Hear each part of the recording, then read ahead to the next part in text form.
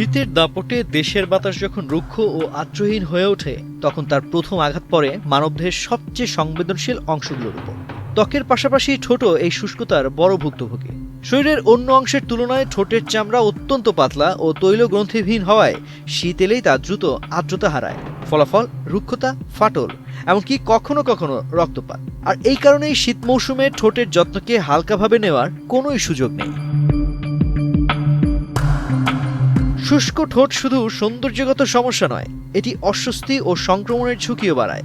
অনেকেই সাময়িক আরাম পেতে বারবার জিহ্বা দিয়ে ঠোঁট ভেজান, কিন্তু এতে পরিস্থিতি আরও খারাপ হয়। পাশাপাশি পানি শূন্যতা, ভিটামিনের ঘাটতি।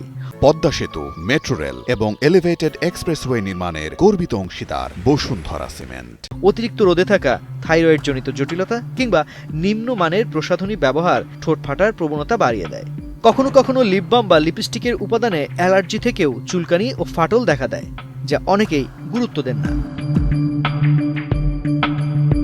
বিশেষজ্ঞরা বলছেন, শীতকালে ঠোঁট সুস্থ রাখতে যত্ন শুরু করতে হবে ভেতর থেকে। ঠান্ডায় তৃষ্ণা কম লাগলেও পর্যাপ্ত পানি পান করা বাধ্যতামূলক। পানি শরীরের সামগ্রিক আর্দ্রতা বজায় রাখার পাশাপাশি ঠোঁটের শুষ্কতা কমাতে কার্যকর ভূমিকা রাখে। একই সঙ্গে খাদ্য তালিকায় ফল ও সবজির উপস্থিতি বাড়ানো জরুরি।